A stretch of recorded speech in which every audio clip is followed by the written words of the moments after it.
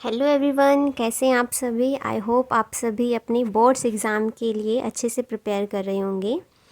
So students, as you know 20 days 20 important topics एक new series हमारे YouTube channel start smart से शुरू की जा रही है आज से ही। सो आज हम डिस्कस करेंगे कि कौन से वो 20 इम्पोर्टेंट टॉपिक्स हैं जो हम इस सीरीज़ में डे 1 टू डे 20 स्टडी करने वाले हैं। Okay, so first of all हम ऑर्गेनिक केमिस्ट्री से स्टार्ट करेंगे। कल हम जो फर्स्ट टॉपिक करने वाले हैं वो हम ऑर्गेनिक केमिस्ट्री का करेंगे। आज हम अपने 12th स्टैंडर्ड के कंप्लीट केमिस्ट्री के जो 20 इम्पोर्टेंट टॉपिक्स हैं उनको देखेंगे। So let's get started. Okay, as you know organic chemistry यहाँ हमारे पास कलेक्टिवली जो हमें पता है, आपको ऑर्गेनिक केमिस्ट्री के एक बुक कंप्लीट 5 चैप्टर्स की आपकी सेकेंड बुक वॉल्यूम 2 है, जिसमें से आपका 33 मार्क्स 33 टू 35 समटाइम्स इतने मार्क्स का आपका सेक्शन कवर अप होने वाला है। तो जो हम कलेक्टिवली टॉपिक्स करने वाले हैं वो होगा, एक तो नेमिंग रिएक्शन, सेकंड हो जाएंगे फंक्शनल ग्रुप, और थर्ड आपको पता है ये क्वेश्चन आ जाता है, arrange the following compounds in increasing order of their acidic strength और decreasing order of their pKb value. इस टाइप के क्वेश्चंस आ जाते हैं। रिएक्टिविटी ऑर्डर, न्यूक्लियोफाइल अटैक करेगा, उसका रिएक्टिविटी ऑर्डर क्या रहेगा, एल्डिहाइड्स ज़्यादा रिएक्टिव रहेंगे या कीटोन्स ज़्यादा रिएक्टिव रहेंगे। तो हम ये इस टाइप के क्वेश्चंस आते हैं। तो ये जो 3 चीज़ें हैं, naming reactions, functional group test and reactivity orders, ये तो हम डिस्कस करेंगे कलेक्टिवली चारों चैप्टर्स का। Haloalkane, haloarenes, alcohol, phenol, ether, aldehyde, ketones, carboxylic acid and amines, चारों चैप्टर्स से कलेक्टिवली हम डिस्कस करेंगे।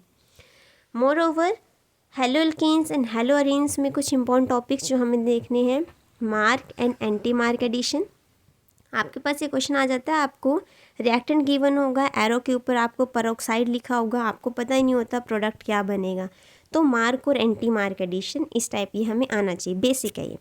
Second is beta elimination reaction, alcoholic केवेज और एक्वस केवेज की प्रेजेंस में हेलो एल्केन्स एल्कोहल्स बनाएंगे या एल्कीन बनाएंगे। ये किसकी प्रेजेंस पे डिपेंड करेगा कि बीटा एलिमिनेशन हो रही है ना, रिएक्शन या सब्स्टिट्यूशन रिएक्शन हो रही है। तो 2 टाइप के डिफरेंट प्रोडक्ट बनते हैं, सब्स्टिट्यूशन में अलग प्रोडक्ट बनता है, एलिमिनेशन में अलग प्रोडक्ट बनता है। तो एक हम ये डिस्कस करेंगे। SN1 NSN2 आपको सिंपली कंपाउंड्स गिवन होते हैं, आपसे पूछा जाता है ये SN1 देगा या SN2 देगा, तो ये हम एक टॉपिक डिस्कस करने वाले हैं।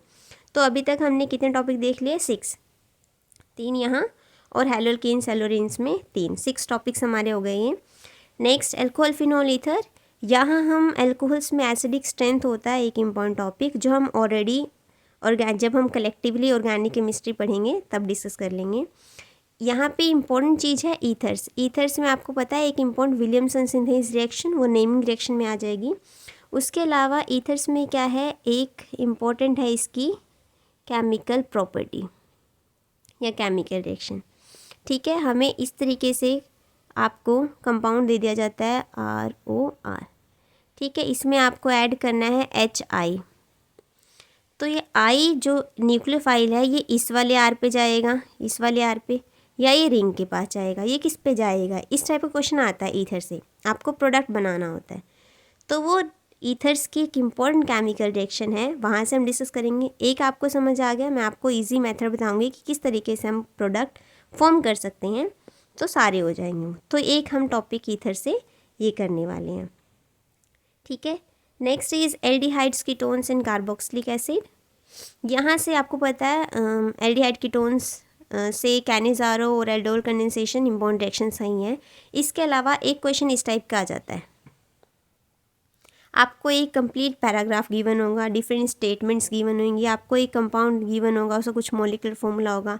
आपसे कई बार तो पूछा जाता है कि उस कंपाउंड का सिर्फ नाम बताना है, स्ट्रक्चर बताना है। कई बार आपसे पूछा जाता है कि कंप्लीट रिएक्शंस भी लिख के दिखानी है। ठीक है, वो डिपेंड अपॉन मार्क्स से कितने मार्क्स का पूछा जा रहा है। तो हम ये वाले क्वेश्चंस डिस्कस करने वाले हैं। NCERT के ये 3 NCERT एक्सरसाइज के इम्पोर्टेंट क्वेश्चन है। एक इंटेक्स का है, तो 4 तो ये हो जाएंगे, इसके अलावा 1-2 जो प्रीवियस ईयर में आए हुए हैं हम वो डिस्कस कर लेंगे। ओके, यहाँ 5 मेंशन है, तो हम इतने अप्रोक्स इस टाइप के क्वेश्चन से डिस्कस कर लेंगे for the practice. Next is, ये हमारे 8 टॉपिक्स हो गए। Next amines. अमीन्स में हम बेसिसिटी एक डिस्कस करेंगे, यहाँ मेंशन नहीं है। एक हम बेसिसिटी डिस्कस करेंगे अमीन्स की, कि अमीन्स की बेसिसिटी कैसे वेरी करती है एक्वस और गैसेस फेस में, इथाइल और मिथाइल में कैसे वेरी करती है, ये 2 चीज़ें हम डिस्कस करेंगे। विद दिस डायजोनियम सॉल्ट की इंपॉर्टेंट केमिकल रिएक्शंस हैं, इजी रिएक्शंस हैं, आपको बस रिएजेंट पता होना चाहिए और थोड़ा ध्यान रखना है कि क्या प्रोडक्ट बनेगा। और कन्वर्जन्स में बहुत ज़्यादा इंपॉर्टेंट रोल होता है डायजोनियम सॉल्ट का, तो ये हम रिएक्शंस देखेंगे। बायोमोलिक्यूल्स के लिए क्या करना है आपको, 5th चैप्टर ऑर्गेनिक केमिस्ट्री का। ऐसे स्टूडेंट्स जो कि PCM बैकग्राउंड से हैं वो अगर ये 5 टॉपिक कर लेते हैं सफिशेंट है।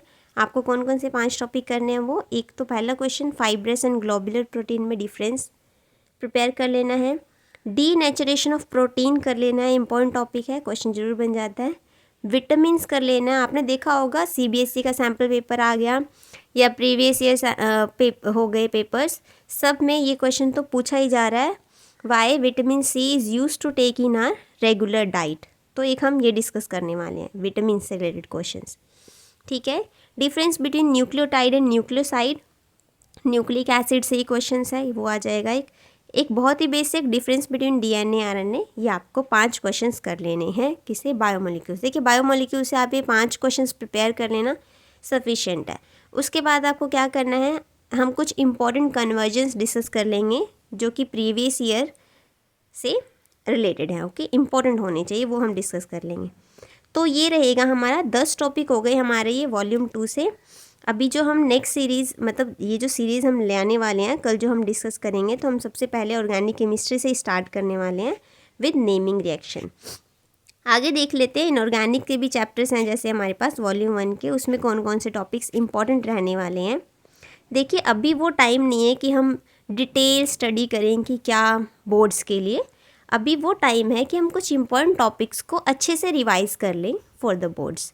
तो ये वही इंपॉर्टेंट टॉपिक्स हैं जो आपको बोर्ड्स के लिए प्रिपेयर करने, आप ये टॉपिक्स अच्छे से कर लें, आपके बहुत अच्छे मार्क्स आ जाएंगे, ठीक है। So next is coordination compounds. Coordination compounds में आपको क्या करना है, सबसे पहला है IUPAC नेमिंग। आपको पता है ऑर्गेनिक से नेमिंग आए या ना आए, और कोऑर्डिनेशन से नेमिंग जरूर आने वाली है। अब उसमें नेमिंग, एक हम नेमिंग डिस्कस करेंगे। सेकंड, इस टाइप का भी क्वेश्चन आ जाता है, आपको कोऑर्डिनेशन कंपाउंड गिवन होता है, आपको उसमें बताना है कितने नंबर ऑफ आयंस प्रेजेंट हैं। वो सिंपल होता है, आपको बस देखना होता है कि वो आयनाइज किस तरीके से हो रहा है, कटायनिक कितने बन रहे हैं, अनायनिक कितने बन रहे हैं, और नंबर ऑफ आयंस बताने होते हैं। पर बच्चों को बहुत ही डिफ़िकल्ट लगता है, तो एक हम ये डिस्कस करेंगे। VBT वेरी इंपॉर्टेंट, ये टॉपिक हम करने वाले हैं, यहाँ से क्वेश्चन जरूर बनेगा कि डायमैग्नेटिक होगा कंपाउंड या पैरामैग्नेटिक होगा। CFT हम करने वाले हैं, पेयरिंग होगी, पेयरिंग नहीं होगी, लो ऑर्बिटल कॉम्प्लेक्स बनने वाला है, हाई स्पिन कॉम्प्लेक्स बनने वाला है। ये टॉपिक्स हम डिस्कस करने वाले हैं with coordination compounds. Next chapter is our DNF block. DNF block से हम DNF से कुछ ऐसा नहीं कह सकते इम्पॉर्टेंट, क्योंकि यहाँ से रीजनिंग बेस्ड आता है। तो वाई D ब्लॉक एलिमेंट्स या transition elements form coordination complex, why they form alloys, so these kind of questions are coming in exam. So accordingly हम ये डिस्कस करेंगे रीजनिंग बेस्ड क्वेश्चन जो PYQ से हैं। साथ में 2 कंपाउंड्स हैं, potassium permanganate and potassium dichromate, K2Cr2O7 and KMnO4, ये 2 कंपाउंड्स हैं। यहाँ से रिडॉक्स बेस्ड क्वेश्चंस आ रहे हैं, रिएक्शंस, तो एक हम वो भी डिस्कस करेंगे जो कि इम्पॉर्टेंट है for examination point of view.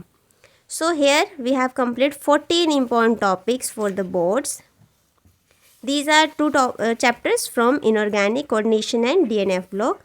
After this physical chemistry, chemical kinetics. यहाँ से जो बोर्ड्स का इम्पोर्टेंट क्वेश्चन बन रहा है वो बन रहा है फर्स्ट ऑर्डर रिएक्शन से। फॉर एग्जाम्पल आपको ऐसा गिवन होता है 75% reaction completed in 16 minutes, then 50% reaction will be completed in how much time.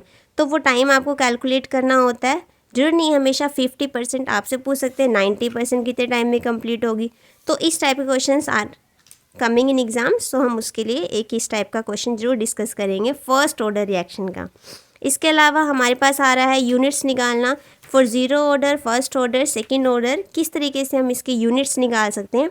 कई बार हमको सिंपल 1.26 इंटू 10⁻⁻6, सपोज इस टाइप का क्वेश्चन हमें गिवन है 1.26 इंटू 10⁻⁻6 सेकेंड इनवर्स, और हमसे पूछा होता है what is the order of the reaction, तो हम इसको कैलकुलेट करने लग जाते हैं। नो नीड टू कैलकुलेट, आपको बस इसकी यूनिट्स देखनी है and you can find the order of the reaction. तो इस टाइप के हम क्वेश्चन डिस्कस करेंगे इसमें। इसके साथ ही एक हम डिस्कस करेंगे आर्हेनियस कॉन्सेप्ट रिलेटेड क्वेश्चन। ये सिंपल होते हैं, ज़्यादा डिफिकल्ट नहीं होते। इनमें हमें फॉर्मूला ध्यान रखना है और जो वैल्यूज़ गिवन है होती हैं वो पुट करनी आनी चाहिए। तो एक हम ये डिस्कस करेंगे आर्हेनियस रिलेटेड कॉम्प्लेक्स। तो बेसिकली फर्स्ट ऑर्डर, यूनिट्स, और एक इसमें आता है इंटीग्रेटेड रेट लॉ से हम ऑर्डर कैसे निकाल सकते हैं, उस टाइप का क्वेश्चन। ठीक है, तो न्यूमेरिकल सेक्शन आने वाला है, वो हम यहाँ से डिस्कस करेंगे। Next chapter is our electrochemistry, physical का ये भी सेकेंड इम्पॉर्टेंट चैप्टर है इलेक्ट्रोकेमिस्ट्री। यहाँ से आपको दिख रहा है ये रहा एक ग्राफ, बहुत ही फेमस ग्राफ है, कॉन्टिन्यूसली प्रीवियस ईयर 2-3 ईयर्स से ये आ रहा है एग्ज़ाम में। अब आपसे पूछा जाता है ये ए कौन सा हो सकता है, बी कौन सा कंपाउंड हो सकता है ना, स्ट्रॉन्ग इलेक्ट्रोलाइट हो सकता है या फिर वीक इलेक्ट्रोलाइट हो सकता है, या सिग्निफिकेंस क्या है इस ग्राफ का, तो वो हम डिस्कस करने वाले हैं। ये लिमिटिंग मोलर कंडक्टिविटी पर बेस्ड है। आपको पता चल रहा है जो लाइन ग्राफ को अगर हम एक्सटेंड करने से ग्राफ को टच कर रही है, इट मीन्स उसकी limiting molar conductivity we can found. पर जिसको हम एक्सटेंड करने से भी ग्राफ को टच नहीं कर रही है, उसकी लिमिटिंग मोलर कंडक्टिविटी हम फाइंड आउट नहीं कर सकते। तो अकॉर्डिंगली हम स्ट्रॉन्ग और वीक इलेक्ट्रोलाइट की कंडक्टिविटी फाइंड आउट करते हैं, वो हम देखेंगे किस तरीके से। तो एक हम इम्पॉर्टेंट टॉपिक ये कवर अप करेंगे, ई नॉट ऑफ सेल निकालना सीखेंगे, फॉर्मूला ई कैथोड माइनस ई एनोड से, प्लस नर्स्ट इक्वेशन कैसे अप्लाई की जाती है, इसका फॉर्मूला ध्यान रखना है। आपको वैल्यूज़ गिवन होती हैं, पुट करना आपको आना चाहिए। आपको पता होना चाहिए कि कैथोड पे रिडक्शन हो रहा है, एनोड पे ऑक्सीडेशन हो रहा है, तो क्या वैल्यूज़ हमें गिवन है, उसके अकॉर्डिंग आपको ये नर्स्ट इक्वेशन का न्यूमेरिकल एक प्रैक्टिस करेंगे। साइड में आपको डायग्राम दिख रहा है, इलेक्ट्रोकेमिकल सेल का डायग्राम है ये। अब लास्ट ईयर आपको MCQ में क्वेश्चन आया हुआ था कि the flow of current from anode to cathode और कैथोड टू एनोड, है ना। तो इस तरीके से आपको पता होना चाहिए कि इलेक्ट्रॉन का फ्लो किस डायरेक्शन में है, करंट का फ्लो किस डायरेक्शन में है, क्या हो रहा है यहाँ पर, एनोड पे क्या हो रहा है, ऑक्सीडेशन हो रहा है, कैथोड पे क्या हो रहा है, रिडक्शन हो रहा है, ये आपको पता होना चाहिए। तो एक हम इलेक्ट्रोकेमिस्ट्री से ये 3 टॉपिक्स डिस्कस करने वाले हैं जो कि इम्पॉर्टेंट हैं। Last chapter is solution. Solution में Henry's law, definition plus application, क्या इसकी एप्लीकेशन है, क्या डेफिनेशन है, एक हम ये हेनरीज लॉ करेंगे। Ideal non ideal solution, Raoult's law. Ideal non ideal solution में आगे positive negative deviation with example, last year question आया हुआ है, phenol aniline show which type of deviation, positive और नेगेटिव, तो वो नेगेटिव डेविएशन शो करते हैं। तो एग्जाम्पल्स के साथ हम ये डिस्कस करेंगे कि पॉजिटिव डेविएशन देगा या नेगेटिव डेविएशन देगा। क्वालिटेटिव प्रॉपर्टीज़ में जो इम्पोर्टेंट टॉपिक्स बन रहे हैं, वो एक तो बन रहा है relative lowering of vapour pressure से, और दूसरा बन रहा है ऑस्मोटिक प्रेशर से। तो हमें यही 2 इम्पॉर्टेंट मेजर टॉपिक ध्यान रखने हैं। न्यूमेरिकल हम इसी के प्रैक्टिस करने वाले हैं। एक क्वेश्चन आ जा रहा है वेंटो फैक्टर से, अभी तो मैंने देखा है MCQ टाइप में आया 2-3 बार, कि सपोज एक हमारे पास पहले 4x था, फिर वो क्या हो गया, डिसोशिएट हो गया, है ना, ये एसोशिएट हो गया, x4 बन गया, तो कोलिगेटिव प्रॉपर्टी क्या हो जाएगी, 1/4 हो जाएगी। तो इस टाइप के हम क्वेश्चन डिस्कस करने वाले हैं कि किस तरीके से इसको निकालते हैं, वेंटो फैक्टर हम किस तरीके से सॉल्व करते हैं। So students, as you see we have discuss 20 important topics for the complete board exam जो आपको प्रिपेयर करने हैं। सो ये सीरीज़ हम कल से स्टार्ट करने वाले हैं, 20 days 20 important topics for your board exams. So continue with this channel and do this before your final exams. So last is thank you so much for watching. Please like, subscribe and share this if it is beneficial for you, and suggestions will be appreciated. Thank you so much. Bye bye.